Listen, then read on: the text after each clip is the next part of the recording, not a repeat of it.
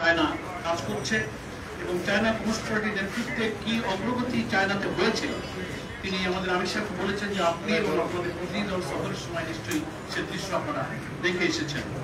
এবং চীনের বিপ্লবের যে 1949 থেকে 2049 এই শতাব্দীর বাকি অংশ অতিবাহিত করার জন্য প্রতি 5 বছরে 5 ইয়ার্স প্ল্যানের মধ্য দিয়ে তারা ডেভেলপমেন্ট এবং মডার্নাইজেশন করার জন্য যে উদ্যোগ নিচ্ছেন এটাও আমাদের সম্মানিত মিস্টার জো বিজ্ঞান জামাত নেতৃবৃন্দকে অবহিত করেছেন।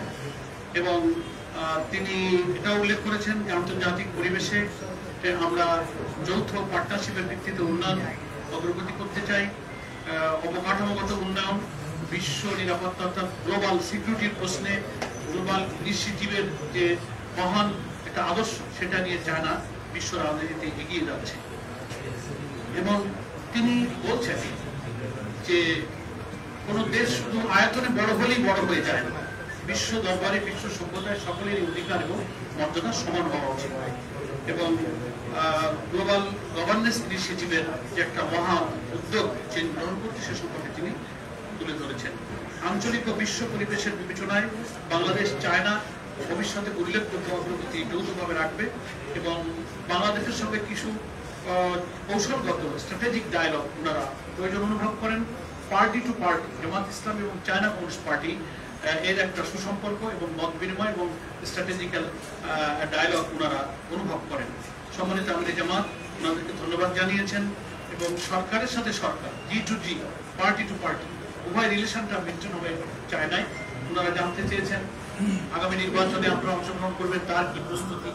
আমাদের আমির জামাত বলেছেন আমরা সবসময় নির্বাচনমুখী দল, আমাদের নির্বাচনের প্রস্তুতি আছে, ইনশাআল্লাহ আমরা নির্বাচনে অংশগ্রহণের প্রস্তুতি গ্রহণ করছি।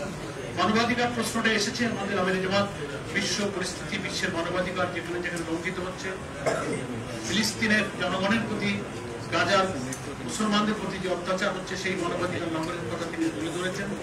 সিরিয়া, ইরাক, ইভেন মায়ানমারের দৃষ্টি আকর্ষণ করা হয়েছে। এসব ক্ষেত্রে বিশ্ব রাজনীতিতে চায়নার একটি উল্লেখযোগ্য ভূমিকা এবং অবদান প্রয়োজন। আলোচনায় ইউক্রেন রাশিয়া পরিস্থিতিটাও এসেছে। এই সব মানবাধিকার লঙ্ঘনে বড় বড় শক্তি শক্তিকে মদত দেয় এ ব্যাপারে আমাদের সকলের ভূমিকা রয়েছে।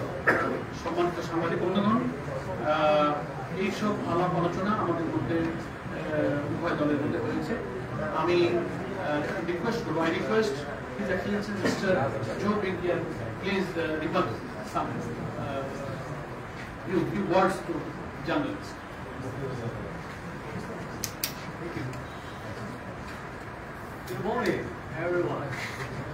I wish I could understand the local language, so I can better figure out what my friend was briefing about our meeting. But I've heard Malay, China, GDI, those were some keywords I can understand. This year marks the 50th anniversary of China-Bangladesh diplomatic relationship. To be exact, it falls on October the 1st in 10 days. And this year also is the China-Bangladesh people-to-people exchange year. So we CPI-FA delegation is honored to be here in Bangladesh to do our part to promote people-to-people exchange, to promote people-to-people diplomacy. China and Bangladesh are good neighbors, good friends, good partners. Since our diplomatic relations 5 decades ago, we have supported each other, treated each other as equals for win-win